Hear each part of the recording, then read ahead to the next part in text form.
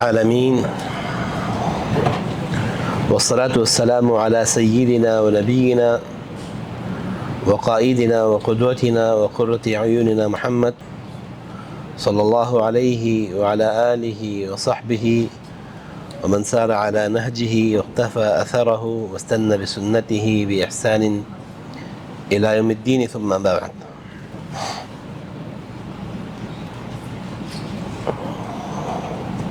آج 20 محرم سن 1446 کو یہاں ایمان بالقدر کے حوالے سے ایک دورہ علمیہ منعقد کرنے کے لیے ہم یہاں جمع ہے. اصل میں یہ جو دورہ ہے ہمارے وہ سلسلہ علمیہ فی باب العقیدہ، عقیدے کے حوالے سے ہمارے جو دروس کا سلسلہ ہے جو تقریباً 8-9 سالوں سے جاری تھی، اسی سلسلے کی ایک کڑی ہے جس میں ہم نے ایمان کے 6 ارکان،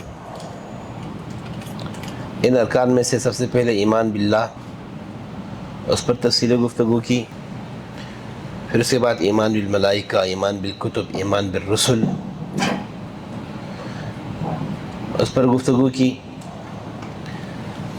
پھر ایمان بالیوم الآخر جو ایمان کا 5واں رکن تھا،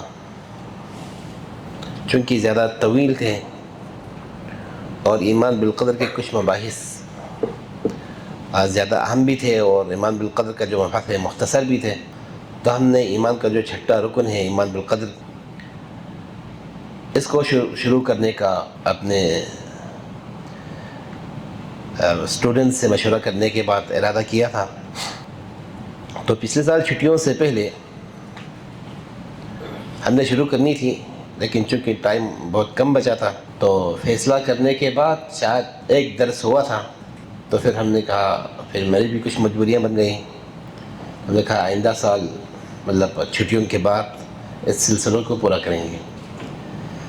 پھر دورہ علمیہ کا فکرہ آ گیا پچھلے ہفتے، تو یہ فیصلہ ہوا کہ دورہ علمیہ میں ہم ایمان بالقدر کو پڑھیں اور جتنے مباحث اس کے پڑھ سکتے ہیں ہم کوشش کریں گے پوری کی پوری پڑھ لیں. اگر ممکن نہ ہوا تو کم سے کم اس کے جتنے اہم مباحث ہیں اس کو پڑھ لیں، تاکہ ہم ایمان بالقدر کو جلدی کور کر کے پھر ایمان بالیوم الآخرت کی طرف آئیں. اور ایمان بالیوم الآخرت میں 3 بڑے موضوعات آئیں گے اور تینوں موضوعات تفصیل طلب ہیں. اس میں ایک اشراط الساعہ، قیامت کی علامتیں، چھوٹی علامتیں، بڑی علامتیں ساری آ جائے گی. تو کچھ علامات اجمالاً بیان کی جا سکتی ہے، مختصراً بیان کی جا سکتی ہے، لیکن کچھ علامات تفصیل طلب ہیں. کبھی کچھ علامات ایسے بھی ہیں جو شاید ایک درس میں ہم مکمل نہ کر سکیں، تو وہ ایک طویل مبحث ہیں. اس کے بعد قبر کے نعمت اور قبر کے عذاب، نعیم القبر و عذابہ، یہ ایک الگ مبحث ہے جس کا تعلق بھی ایمان بالیوم الآخرت کے ساتھ ہے، کیونکہ برزخ بھی آخرت کا ہی حصہ ہے. پھر اس کے بعد عرصات یوم القیامہ، نفخہ ثانیہ کے بعد جب انسانوں کو قبروں سے اٹھائی جائے گی، حساب و کتاب مکمل ہو کر جنت جہنم پہنچنے تک کا جو عرصہ ہے، اس کے اندر مختلف مراحل ہیں، ان مراحل کا بیان، پھر آخر میں جا کر جنت اور جہنم کی تفصیل. یہ سارے ایمان بالیوم الآخرت میں آتے ہیں. تو میرے خیال میں ایمان باللہ کے بعد سب سے طویل ترین موضوع ایمان بالیوم الآخرت ہے. تو اس کو مختصر وقت میں کور کرنا مشکل تھا، تو اس لیے ہم نے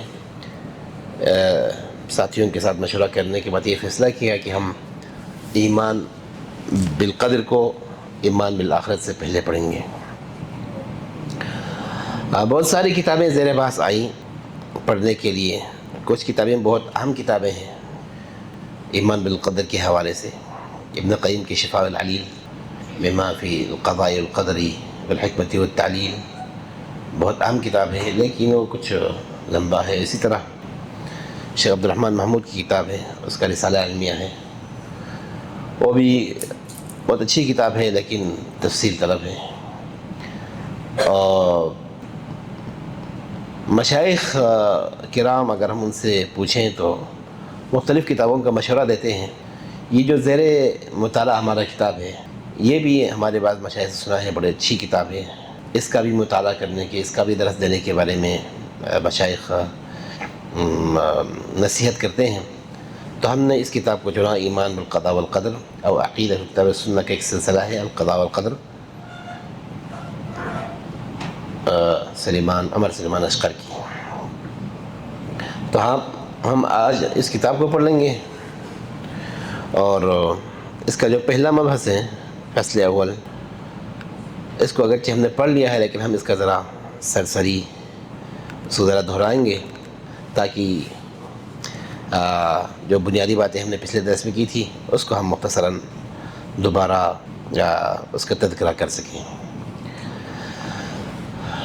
آپ سب کو پتہ ہے ایمان بالقدر ایمان کے 6 رکنوں میں سے، 6 اصول میں سے ایک بہت بڑا اصول، ایک بہت بڑا اساس ہے. اور ایمان بالقدر کے حوالے سے دلائل بھی بہت زیادہ ہے. قرآن میں بھی بہت سارے دلائل ملیں گے اور احادیث کے اندر بھی ایمان بالقدر کے حوالے سے بہت زیادہ دلائل ملیں گے، چونکہ یہ بنیاد ہے، رکن ہے، اصول ہے، جڑ ہے. تو اس لیے کوئی اس وقت تک مومن کہلانے کا حق نہیں اس کو جب تک وہ تقدیر پر ایمان نہ لے آئے. تقدیر پر اگر کسی کا ایمان نہ ہو تو وہ مومن نہیں.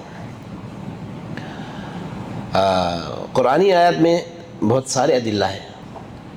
تفصیلی ذکر ہم نے پچھلے درس میں کی تھی، ہم ذرا اس کو دوبارہ اجمالاً دہراتے ہیں. اللہ تبارک و تعالیٰ فرماتے ہیں انا کل شیء خلقناہ بقدر، سورہ قمر کے اندر آیت نمبر 49، 49ویں آیت. اس میں اللہ تبارک و تعالیٰ نے فرمایا ہم نے ہر چیز کو ایک اندازے سے پیدا کیا، ایک تقدیر سے پیدا کیا.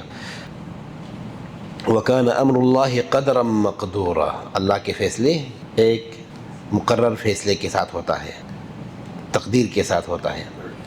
لِيَقْضِيَ اللَّهُ أَمْرًا كَانَ مَفْعُولًا وَخَلَقَ كُلَّ شَيْءٍ فَقَدَّرَهُ تَقْدِيرًا سَبِّحِ اسْمَ رَبِّكَ الْأَعْلَى الَّذِي خَلَقَ فَسَوَّى وَالَّذِي قَدَّرَ فَهَدَى. تو تقدیر کا ذکر قرآن کی بہت سارے آیتوں میں ملتی ہے، اور احادیث میں بھی تقدیر کا ذکر بار بار آتے ہیں. مشہور حدیث جبریل، جس میں جبریل امین نبی پاک صلی اللہ علیہ وسلم کے پاس آتے ہیں اور آپ سے سوال کرتے ہیں. جب ایمان کے بارے میں سوال کیا، مل ایمان، ایمان کیا ہے، تو آپ صلی اللہ علیہ وسلم کا جواب تھا ان تؤمن باللہ وملائکتہ وکتبہ ورسلہ والیوم الآخر والقدر خیرہ وشرہ، یا تؤمن بالقدر خیرہ وشرہ. ایمان کی جو 6 ارکان ہیں سب کا آپ نے تذکرہ کیا. تو جبریل امین کا جواب تھا صدقتا، آپ نے سچ کہا، یہی ایمان ہے. تو ایمان کے 6 کے 6 ارکان کا تذکرہ اسی ایک ہی حدیث میں ایک ہی بار آتے ہیں. اسی طرح طاؤوس کہتے ہیں، طاؤوس بن کیسان ایک تابعی ہیں، کہتے ہیں ادرکت ناسا من اصحاب رسول اللہ صلی اللہ علیہ وسلم، میں نے بہت سارے صحابہ کرام سے ملاقات کی، ان سے سنا کہ وہ کہتے تھے کہ کل شیء بقدر، ہر چیز کی ایک تقدیر ہوتی ہے. اس طرح کے بے شمار ادلہ قرآن اور سنت کے اندر تقدیر کے حوالے سے موجود ہیں. تقدیر کا تعلق اللہ کی قدرت سے ہے، اللہ تبارک و تعالیٰ کی قدرت سے تقدیر کا تعلق ہے، اور تقدیر قدرت اس کے اشتقاق بھی قریب قریب ہے. اور اللہ تبارک و تعالیٰ کے اسماء میں سے قادر بھی ہیں، قدیر بھی ہیں، مقتدر بھی ہیں. تو اللہ تبارک و تعالیٰ ہر چیز پہ قادر ہے، اور تقدیر اللہ تبارک و تعالیٰ کی قدرت کا ایک مظہر ہے. اسی لیے امام احمد سے پوچھا گیا تقدیر کیا چیز ہے، تو آپ نے کہا تقدیر کیا ہے، اللہ تبارک و تعالیٰ کی قدرت ہے. اللہ تبارک و تعالیٰ نے مخلوقات کو پیدا کرنے سے پہلے لکھ دیا میں اس چیز کو پیدا کروں گا، اس وقت پیدا کروں گا، اس طرح پیدا کروں گا. پیدا کرنے کے بعد اس کی حالت یہ ہوگی، یہ انسان اس طرح کا عمل کرے گا، جنتی ہوگا، جہنمی ہوگا، اچھا عمل کرے گا، برا عمل کرے گا. کیونکہ اللہ کو پتہ تھا پیدا کرنے کے بعد اس نے کیا عمل کرنا ہے، تو اللہ تبارک و تعالیٰ نے اس علم کا کچھ حصہ لکھ دیا. تو یہ اللہ تبارک و تعالیٰ کی قدرت ہے. اور امام احمد کی اس بات کو ابن القیم نے بہت زیادہ سراہا، اس کی تفسیر ہم نے اس وقت بیان کی تھی.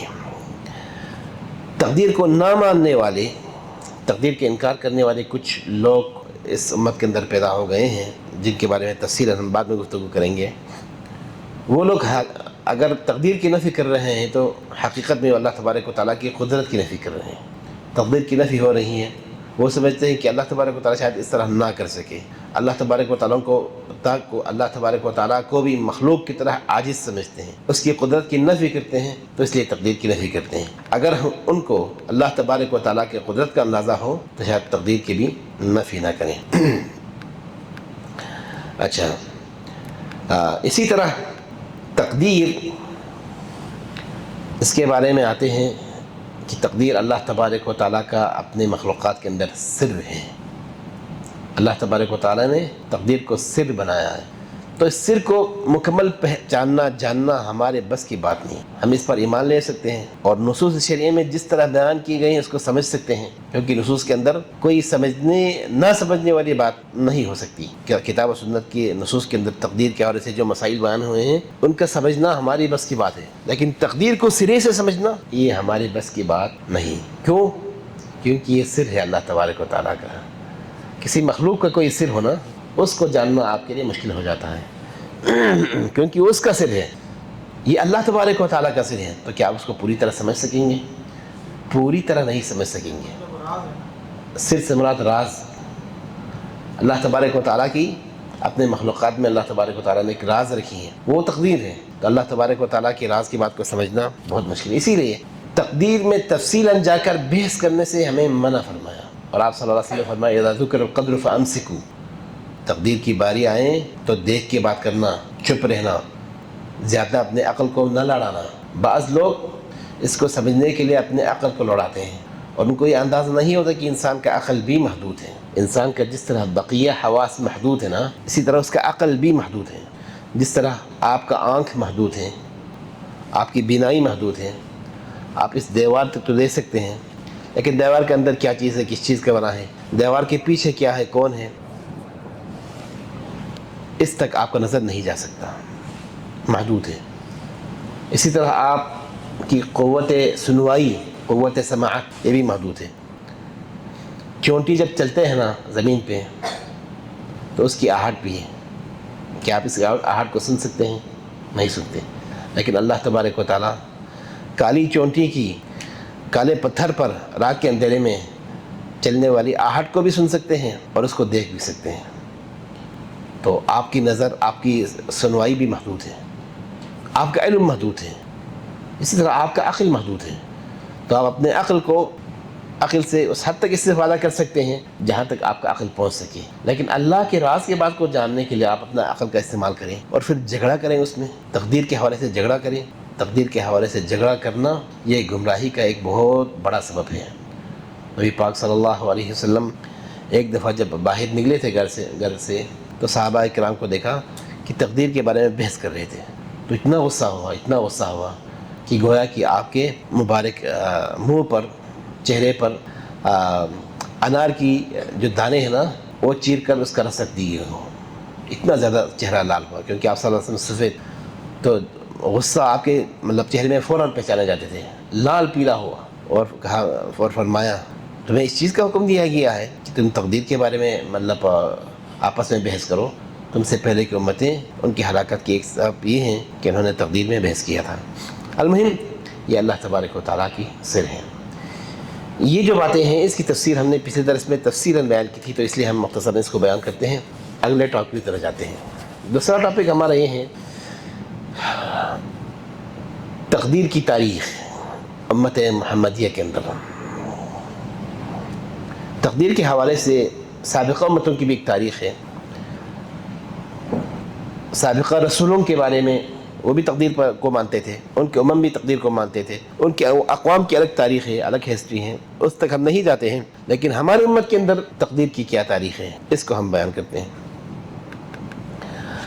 جس طرح ہم نے پچھلے مبحث میں بیان کیا، تقدیر پر ایمان لانے کی تاکید قرآن میں بھی آئی ہے، تقدیر کا ذکر قرآن کی بہت سارے آیتوں میں آئی ہے، اور تقدیر کا ذکر نبی پاک صلی اللہ علیہ وسلم کے احادیث میں بھی ملتی ہے۔ تو صحابہ اکرام نے تقدیر پر ایمان لیا، تقدیر کو مانتے تھے، اور تقدیر کو نہ ماننے والوں سے نبی پاک صلی اللہ علیہ وسلم نے ڈرایا اور بتایا کہ ایسے لوگ بھی آئیں گے جو تقدیر کو نہیں مانیں گے۔ ایک دن جس طرح میں نے ابھی قصہ بیان کیا تھا، نبی پاک صلی اللہ علیہ وسلم گھر سے نکلا تھا تو صحابہ اکرام کو دیکھا تقدیر میں بحث کر رہے ہیں، تو آپ غصہ ہو گئے اور فرمایا ابی ھذا امرتم، اور بہذا ارسلت لکم علیکم، کیا تمہیں اس چیز کا حکم دیا گیا ہے کہ تم تقدیر کے بارے میں بحث کرو؟ کیا میری مطلب بعثت کا مقصد یہ ہے کہ تم تقدیر کے بارے میں بحث کرنے لگ جاؤ؟ انما ہلک من کان قبلکم حین تنازعوا فی هذا الامر، پہلے امتیں اس وقت ہلاک ہو گئی جب انہوں نے ایسے چیزوں میں بحث کرنا شروع کر دی۔ فرمایا عزمت علیکم الا تنازعوا فیہ، میں تاکیداً تمہیں کہتا ہوں کہ اس میں دوبارہ بحث نہیں کرنا، اس میں زیادہ اختلاف نہیں کرنا۔ تو صحابہ کرام نے نبی پاک صلی اللہ علیہ وسلم کی بات کو سنی اور نبی پاک صلی اللہ علیہ وسلم کی نصیحت کو سنتے ہوئے تقدیر میں بحث کرنا چھوڑ دیا۔ اس طرح مانتے تھے جس طرح اللہ نے ماننے کا حکم دیا۔ تقدیر موجود ہے، اللہ نے لکھ دی ہے، اللہ کو پتہ ہے، ان کو تو مانتے تھے، لیکن اس میں مزید بحث کرنے سے صحابہ کرام گریزاں تھے۔ یہی حالت رہی نبی پاک صلی اللہ علیہ وسلم کے زمانے میں، حضرت ابوبکر کے زمانے میں، حضرت عثمان کے زمانے میں، عمر کے زمانے میں، پھر حضرت عثمان کے زمانے میں۔ صحابہ کرام کے مطلب زمانے کے اخیر میں، یعنی جب کبار صحابہ سب اس دنیا سے اٹھ چکے تھے، صغار صحابہ موجود تھے، تو اس وقت نہیں مطلب خلفائے راشدین کے زمانے کی ایک بات کرتے ہیں۔ خلفائے راشدین کے زمانے میں تقدیر کے حوالے سے اگر بحث ہوئی تھی تو ایک دفعہ ہوئی تھی، وہ جب حضرت عمر رضی اللہ تعالیٰ عنہ مدینہ سے نکل کر شام کی طرف گئے تھے، تو وہاں پہنچ کر پتہ چلا کہ شام میں ایک وبا آئی ہوئی ہے۔ تو حضرت ابو عبیدہ عامر بن جراح شام میں گورنر تھا، استقبال کے لیے باہر آئے اور حضرت عمر سے کہا چلیں شام میں جائیں۔ حضرت عمر نے کہا چلیں اگر ادھر وبا ہے تو ہم اندر نہیں جائیں گے، یہاں سے واپس جائیں گے۔ تو حضرت ابو عبیدہ نے کہا تھا کہ تقدیر سے بھاگتے ہو اے خلیفہ رسول عمر بن الخطاب؟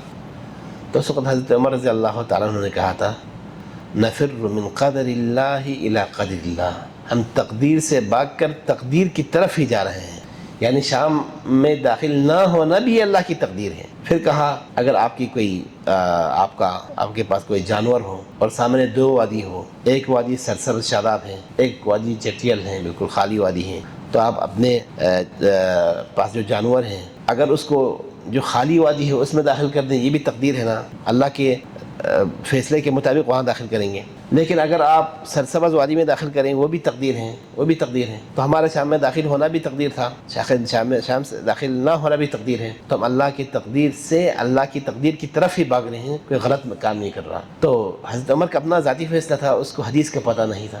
بعد میں حضرت عبدالرحمن بن عوف آیا اور حدیث سنائی کہ نبی پاک صلی اللہ علیہ وسلم نے فرمایا ہے کہ کسی شہر کے اندر اگر تعاون آ جائے تو تقدیر سے ڈر کر، تعاون سے ڈر کر اس شہر سے نہیں نکل کے بھاگنا، لیکن اگر تم اس شہر سے باہر ہو تو اس شہر میں داخل بھی نہیں ہونا۔ یہ نبی پاک صلی اللہ علیہ وسلم کی حدیث تھی۔ جب حضرت عمر رضی اللہ تعالیٰ عنہ کی حدیث سنائی تو بڑا خوش ہوا کہ میرا فیصلہ کیا تھا، نبی پاک صلی اللہ علیہ وسلم کی حدیث کے بالکل مطابق تھا۔ تو تقدیر کے حوالے سے یہ بحث ہوئی تھی حضرت عمر بن الخطاب رضی اللہ تعالیٰ عنہ کے زمانے میں۔ اسی طرح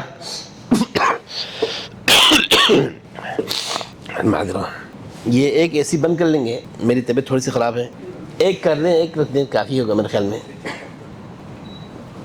بس ٹھیک ہے ٹھیک ہے۔ ہاں شکیل بھائی، ہاں ایک رکھیے تاکہ ساتھیوں کو ضرورت ہوگی نا۔ اچھا، بیت المقدس جب فتح کی تھی تو حضرت عمر نے جا کے وہاں خطبہ دی تھی جابیہ کے نام پر جگہ پر، تو وہاں کے عیسائی جو پادری تھے وہ بھی اس میں شریک تھے، کیونکہ انہوں نے حضرت عمر کے ہاتھوں بیت المقدس کی چابی تھما دی تھی۔ تو حضرت عمر رضی اللہ تعالیٰ عنہ نے جب کہا نا من یضلل اللہ فلا ہادی لہ، اللہ جو گمراہ کرے اس کو کوئی ہدایت دینے والا نہیں، تو وہاں کے جو کچھ عیسائی پادری تھے، جسالی پادری، تو انہوں نے کہا اللہ بھی کوئی گمراہ کرتا ہے؟ اس طرح کپ کپی تاریخ اس طرح اللہ بھی کسی کو گمراہ کرتا ہے؟ تو حضرت عمر نے کہا یہ بندہ کیا کہہ رہے ہیں؟ تو مترجم تھا، ترجمان تھا، ٹرانسلیٹر، اس نے ترجمہ کر کے بتایا عربی میں۔ حضرت عمر نے اس کو کذبت عدو اللہ، تو جھوٹ بولتے ہو اللہ کے دشمن، اللہ نے تمہیں پیدا کیا ہے، اللہ تمہیں ہدایت بھی دے سکتا ہے، تمہیں گمراہ بھی کر سکتا ہے، اور گمراہ ہو جائیں اسی حالت میں مرے تو جہنم میں تم داخل ہوں گے۔ اور اس کی اس بات کو یعنی اللہ تبارک و تعالیٰ گمراہ نہیں کر سکتا ہے، اس کا ہی مدعا تھا نا، تو اس کی رد کی حضرت عمر رضی اللہ تعالیٰ عنہ نے۔ بہرحال عام کیفیت یہ تھی کہ لوگ تقدیر کو مانتے تھے، تقدیر کے بارے میں بحث نہیں کرتے تھے۔ یہی حالت صحابہ کرام کے آخری دور تک رہی۔ جب کبار صحابہ اس دنیا سے چلے گئے، صغار صحابہ اس دنیا میں موجود تھے، تو تقدیر کا فتنہ عراق سے شروع ہو گیا۔ اور اگر ہم تاریخ اسلام کی طرف دیکھیں تو جتنے بھی بدعات کا ظہور ہوا ہے اس کی ابتدا کہاں سے ہوئی ہے؟ عراق سے ہوئی ہے۔ تقدیر کا انکار بھی بصرہ سے ہوئی ہے، عراق سے۔ خوارج بھی وہاں سے نکلی ہیں، شیعہ بھی کوفہ سے نکلی ہیں۔ تو مصدر شر ہیں، اسی لیے آپ صلی اللہ علیہ وسلم نے فرمایا ہناک یطلع قرن شیطان، شیطان کے سنگ وہاں سے نکلتے ہیں۔ جس نجد کا تذکرہ ہے نا اس حدیث میں، اور نجد یمامہ نہیں، نجد العراق ہے، اور واقعتاً ایسا ہی ہوا کہ جتنے گمراہی کے دروازے کھلے ہیں ابتدا میں وہاں سے کھلے ہیں۔ سب سے پہلا شخص جس نے تقدیر کے بارے میں غلط گفتگو کی وہ ایک بقالے میں سبزی بیچنے والا ایک عام سا بندہ تھا جس کا نام سنسویح تھا یا سوسن تھا، عیسائی تھا۔ اس نے تقدیر کے بارے میں گفتگو کی، مسلمان ہو گئے، پھر تقدیر پہ اس کا اعتراض تھا، پھر عیسائی بن گئے، مرتد ہو گئے۔ اس سے متاثر ہوا ایک اور بندہ جس کا نام معبد الجہنی تھا، اور پھر معبد ایک شاگرد نکلا جس کا نام غیلان تھا۔ تو سوسن، پھر معبد الجہنی، پھر غیلان، یہ کچھ لوگ تھے جو تقدیر کے بارے میں بحث کرتے تھے۔ کیا کہتے تھے؟ کہ تقدیر کوئی نہیں، اللہ تبارک و تعالیٰ جانتے ہی نہیں ہے جب تک کام واقع نہ ہو، جب کام واقع ہو تب اللہ تبارک و تعالیٰ جانیں گے۔ وَأَنَّ الْأَمْرَ أُنُفٌ، نئی بات ہوتی ہے۔ یونس بن عبید کہتے ہیں کہ ادرکت بالبصرة وما بها قدری الا سنسوے وملعون آخر من بنی عوافہ۔ مجھے یاد ہے کوفہ میں تقدیر کے انکار کرنے والے کوئی تھے ہی نہیں مگر 3 لوگ تھے، یہ سوسن اور یہ معبد، ایک بنو عوافہ کا ایک ملعون، یہ 3 لوگ تھے صرف جو تقدیر کو انکار کرتے تھے۔ تو ان سے کام شروع ہو گیا۔ تو وہ کیا کہتے تھے؟ لا قدر، تقدیر کی مکمل انکار کرتے تھے۔ وَأَنَّ الْأَمْرَ أُنُفٌ، معاملہ نیا ہے، اللہ تبارک و تعالیٰ نئی چیز کو پیدا کرتا ہے، پھر پیدا کرنے کے بعد اللہ کو علم ہوتا ہے۔ تو اللہ تبارک و تعالیٰ کی مشیت، قدرت، تقدیر، بلکہ اللہ تبارک و تعالیٰ کے علم کی بھی نفی کرتے تھے، اور وہ سمجھتے تھے کہ اللہ تبارک و تعالیٰ نے اگر اس طرح بنائی ہو اور لکھ دی ہو اور پھر گمراہ ہو جائیں تو اس بندے کی کیا قصور۔ تو اس لیے ہم اللہ تبارک و تعالیٰ کے علم کی نفی کرتے ہیں، تقدیر کی بھی نفی کرتے ہیں۔ تو عراق کے کچھ لوگ صحابہ کرام سے ملنے آئے، اس وقت کے صحابہ انہوں نے اس پہ سخت انکار کیا۔ عراق سے کچھ لوگ نکلے کہ اس کیس کو لے کر مدینہ کے اندر جو صحابہ موجود تھے ان سے ذرا ملنے، تو ان کی ملاقات حضرت عبداللہ بن عمر سے ہوئی۔ تو اس سے شکایت کیا، صحیح مسلم کی پہلی حدیث ہے کہ میں اور میرا ساتھی آیا تھا کسی صحابی سے ملنے، تو ہماری ملاقات عبداللہ بن عمر سے ہوئی۔ تو ہم نے کہا اے صحابی رسول، ہمارے عراق کے اندر، بصرے کے اندر کچھ ایسے لوگ نکلے ہیں جو تقدیر کی نفی کرتے ہیں، تقدیر کو مانتے نہیں، اور وہ کہتے ہیں یہ معاملہ نیا ہے، مطلب اللہ کوئی چیز واقع ہو جائے، پیدا ہو جائے، اس کے بعد اللہ جانتا ہے۔ تو نبی حضرت عبداللہ بن عمر رضی اللہ تعالیٰ نے کہا کہ مجھے اپنے والد نے خبر دی ہے کہ نبی پاک صلی اللہ علیہ وسلم نے فرمایا، وہ حدیث جبریل کی تفصیل بتا دی۔ پھر کہا کہ اللہ تبارک و تعالیٰ ان سے کوئی نفل عبادت یا فرض عبادت اس وقت تک قبول نہیں کریں گے جب تک وہ تقدیر پر ایمان نہیں لے آئیں گے۔ اچھا، تو یہ غلاۃ قدریہ تھے، مطلب تقدیر کو سرے سے نفی کرنے والے، اور اللہ تبارک و تعالیٰ کے علم، بلکہ اللہ تبارک و تعالیٰ کے علم کی نفی کرنے والے۔ اللہ تبارک و تعالیٰ کو کسی چیز کو پیدا کرنے سے پہلے اس چیز کے بارے میں علم نہیں ہوتا، پیدا کرنے کے بعد علم ہوتا ہے، یعنی اللہ تبارک و تعالیٰ کے علم کی نفی تک بھی انہوں نے کیا۔ اچھا، اور پھر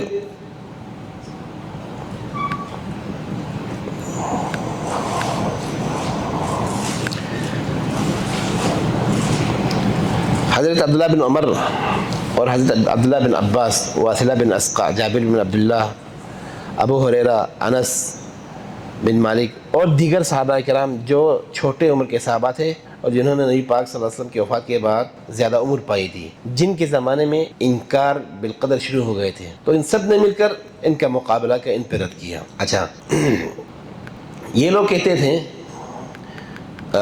کچھ اللہ کی ان کا قدرت کی نفی کرتے تھے، اور ان کا دوسرا مرحلہ تھا کہ کہتے تھے کہ اللہ تبارک و تعالیٰ بندوں کو تو پیدا کرتے ہیں لیکن بندوں کے جو افعال ہیں اس کو پیدا کرنے والے نہیں، بلکہ بندے خود اپنے عمل کے خالق ہیں، یعنی اللہ نے مجھے پیدا کیا ہے لیکن میں جو کام کرتا ہوں اس کا اللہ خالق نہیں، میں خالق ہوں۔ تو اللہ کی گویا کہ انہوں نے اللہ کے ساتھ اور بھی خالق مانے۔ اچھا، بعد میں ان پر ایک مرحلہ ایسا آیا کہ وہ کہتے تھے کہ خالق تو اللہ ہے، اللہ، لیکن بندوں کی افعال ہے، اس پر اللہ کی قدرت نہیں، بندے کی قدرت ہے۔ تو مطلب کیا؟ ان کے کہنے کا مطلب یہ ہوا کہ اللہ تبارک و تعالیٰ کے زمین کے اندر، اللہ تبارک و تعالیٰ کے بادشاہی کے اندر کچھ ایسے کام ہوتا ہے جو اللہ کی مرضی کے بغیر ہوتا ہے، کچھ ایسے کام ہیں جو اللہ کی قدرت سے خارج ہیں۔ یہ دو مرحلے ہیں۔ شروع میں انہوں نے اللہ تبارک و تعالیٰ کی خلق کی نفی کر دی، بعد میں کہا چلو ٹھیک ہے، ہم اللہ کو خالق مانتے ہیں، مجملاً کہتے ہیں اللہ کو خالق مانتے ہیں، لیکن بندوں کا جو عمل ہے اس پر اللہ تبارک و تعالیٰ کی قدرت نہیں، بندے خود اپنے عمل کے پہ قادر ہیں اور اللہ کا قدرت ان کے عمل تک نہیں۔ اسی لیے نبی پاک صلی اللہ علیہ وسلم نے ان کے بارے میں پیشن گوئی کی تھی، حالانکہ آپ صلی اللہ علیہ وسلم کے زمانے میں یہ لوگ موجود نہیں تھے، لیکن آپ نے فرمایا ایسے لوگ آئیں گے جو تقدیر کی نفی کریں گے، یہ لوگ اس امت کے مجوسی ہیں۔ آپ صلی اللہ علیہ وسلم نے ان کو، قدریہ کو جو تقدیر کی نفی کرتے تھے، ان کو مجوسی کہا۔ کیوں؟ مجوسیوں کے اندر کیا ہے؟ مجوسی ثنوی ہوتے ہیں، یعنی دو خداؤں کو مانتے ہیں، کہتے ہیں ایک الہ الخیر ہے اور دوسرا الہ شر ہے، اچھائی کا خدا ہے، ایک برائی کا خدا ہے۔ اچھائی کا جو خدا ہے اس کو الہ النور کہتے ہیں، اجالے کا خدا، روشنی کی خدا۔ جو برائی کے خدا ہے اس کو الہ الظلمہ کہتے ہیں، اندھیرے کی خدا۔ اور وہ سمجھتے ہیں کہ دونوں خداؤں کے درمیان جنگ چلتا ہے، اور ہمیں بطور مخلوق اچھے خدا کی مدد کرنی چاہیے۔ اچھا خدا کون سا ہے؟ نور والی خدا، روشنی والی خدا۔ اب اچھے خدا کی مدد کرنے کے لیے آپ روشنی جلائیں، لائٹنگ کریں، آگ جلائیں۔ آگ کی پرستش یہاں سے شروع ہو گئی۔ ہم آگ مسلسل جلائیں گے تاکہ مطلب اندھیرا چھٹ جائے، کم ہو جائے، روشنی پھیل جائے، تو اس طرح ہم اچھے خدا کی مدد کر سکیں گے۔ المہم انہوں نے دو خداؤں کو مانا، تو قدریہ بھی ایک سے زائد خدا کو ماننے والے ہیں۔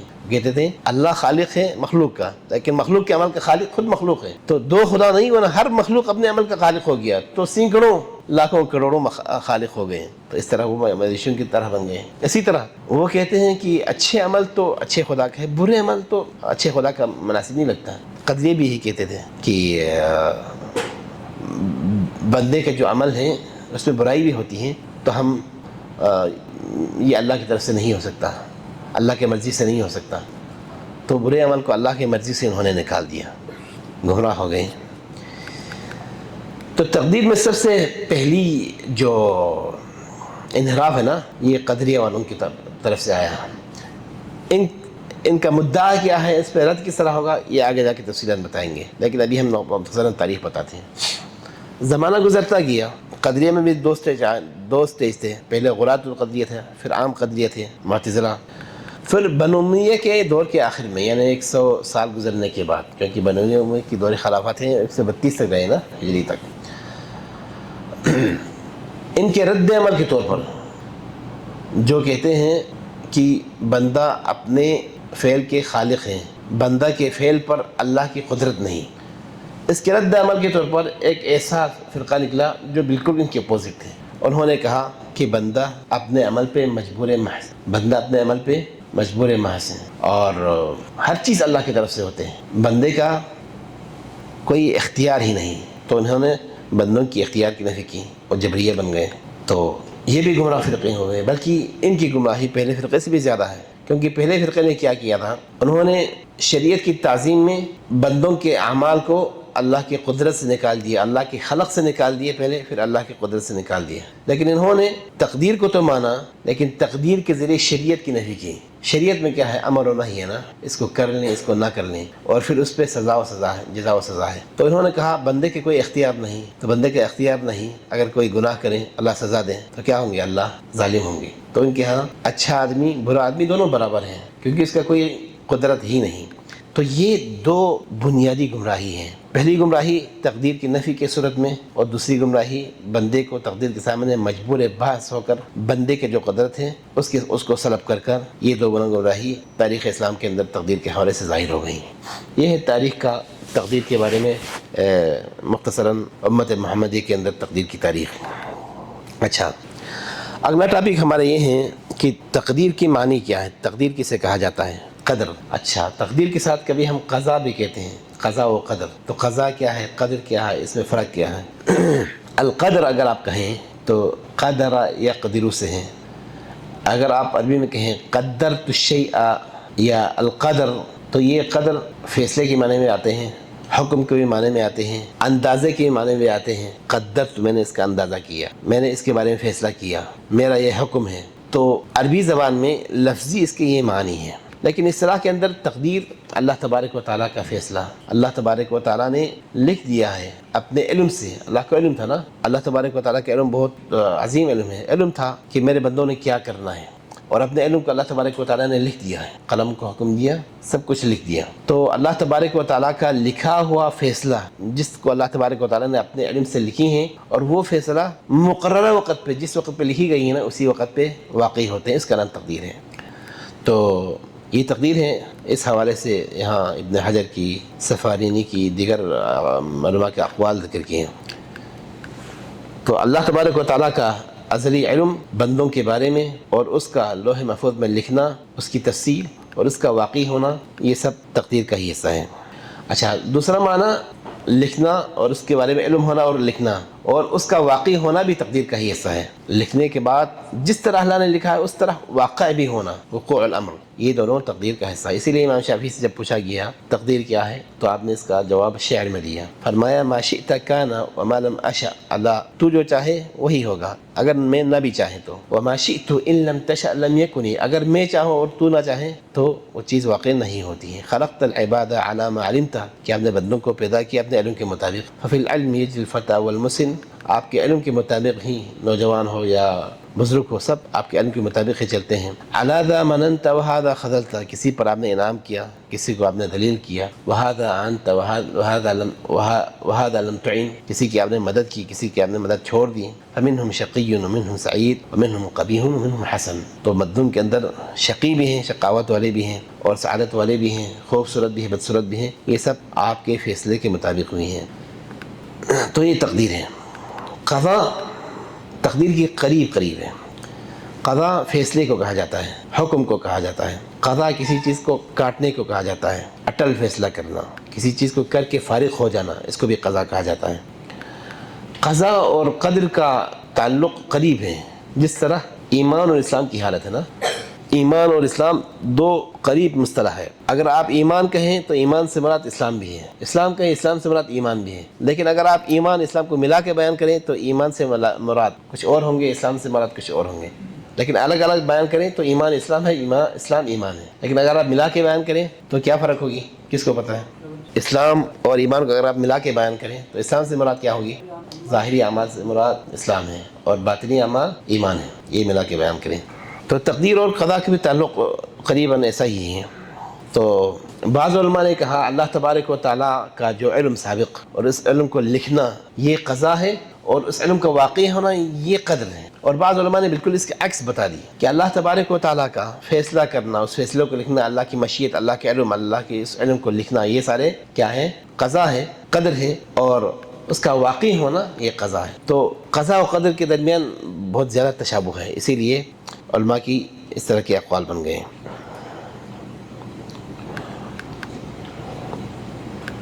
اور یہاں مؤلف نے، اس کتاب کے مؤلف ہیں، اس نے دوسرے قول کو زیادہ راجح مانا ہے، یعنی اللہ تبارک و تعالیٰ کا سابقہ فیصلہ، علم، مشیت، کتابت، یہ سب تقدیر کا حصہ ہے۔ اور پھر اللہ تبارک و تعالیٰ کے اس فیصلے کا واقع ہونا، یعنی اللہ تبارک و تعالیٰ نے لکھ دی تھی کہ ہمارے ابو زکریا بھائی یمبو میں کام کرنے آئیں گے۔ آپ کب آئے ہیں، کس سنہ آئے ہیں؟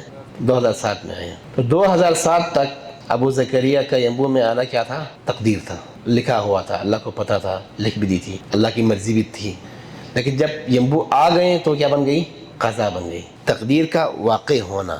تو تقدیر، قضا اور قدر کا مطلب اس طرح کا کوئی تعلق ہے۔ اچھا، اس لیے تقدیر کو صحیح طرح سمجھنے کے لیے تقدیر کے مراحل کو سمجھنا چاہیے، یا ارکان کو سمجھنی چاہیے، اور ان چاروں ارکان کو صحیح طرح نہ سمجھنے کی وجہ سے لوگ اس حوالے سے گمراہ ہو گئے ہیں۔ تقدیر کے بنیادی طور پر 4 ارکان ہیں، ان ارکان کے مجموعے کا نام تقدیر ہے، اور ان ارکان کو، 4 ارکان کو جاننا اور صحیح اندازے میں جاننا، جس طرح ہمیں کتاب و سنت میں بتائی گئی اس انداز میں جاننا ضروری ہے تاکہ ہم گمراہ نہ ہو. گمراہ ہونے والے اس باب میں اگر گمراہ ہو گئے ہیں تو ان ارکان کو نہ جاننے کی وجہ سے یا ان ارکان کو غلط انداز میں جاننے کی وجہ سے ہوئی. تو ہمیں ان ارکان کو جاننی چاہیے. 4 ارکان ہیں تو کیا ہے ہم مختصراً بتا دیں گے، پھر ان میں سے ہر رکن کی تفصیل کریں گے. اللہ تبارک و تعالیٰ کے علم پر ایمان کہ اللہ تبارک و تعالیٰ ہر چیز کو جانتے ہیں، ہر چیز کو جانتے ہیں، علم پہ ایمان. اور پھر اللہ تبارک و تعالیٰ کی کتابت پہ ایمان، اللہ تبارک و تعالیٰ نے اپنے علم کے مطابق لکھ دی ہے، کتابت پہ ایمان. اور اللہ تبارک و تعالیٰ کی مشیت پر ایمان کہ اللہ تبارک و تعالیٰ کے اپنی مخلوقات کے اندر صرف وہی ہوں گی جو اللہ چاہیں گے. اللہ کے چاہت کے بغیر کوئی چیز اللہ تبارک و تعالیٰ کی حکومت کے اندر واقع نہیں ہوگی. پھر اللہ تبارک و تعالیٰ نے اسی چیز کو واقع کروایا ہے، پیدا بھی کیا ہے. یعنی 4 چیز ہو گئے، علم، کتابت، مشیت اور خلق، پیدا کرنا. ان 4 پر ایمان لائیں گے تو آپ کا ایمان تقدیر پہ مکمل ہوں گے. تو ان 4 پر اس انداز میں ایمان لے آنا ہے جس انداز میں کتاب و سنت میں تفصیل ملتی ہے. تو آئیں ہم سب سے پہلے رکن کی طرف جاتے ہیں. ٹائم ہے تو تفصیل بعد میں رکھیں. تو چلیں مجملاً تقدیر کے کتنے ارکان ہیں؟ کون کون سی؟ اللہ تبارک و تعالیٰ کے علم پر ایمان، کتابت پر ایمان کہ اللہ تبارک و تعالیٰ نے لکھ دی ہے ہر چیز، اور پھر مشیت پر ایمان، اللہ کی مرضی کے بغیر کوئی چیز واقع نہیں ہوگی. پھر اس کے واقع ہونے پر اللہ تبارک و تعالیٰ نے ہی پیدا کیا ہے، اس کی خلق پر ایمان. یہ 4 تقدیر کے سٹیپس ہیں، ان سب کو ماننا ضروری ہے. لیکن ان 4 ارکان کی جو تفصیل ہے انشاءاللہ ہم نماز کے بعد بیان کرنا شروع کر دیں گے. اللہ تبارک و تعالیٰ ہمیں صحیح معنوں میں اس مسئلے کو سمجھنے کی توفیق عطا فرمائے.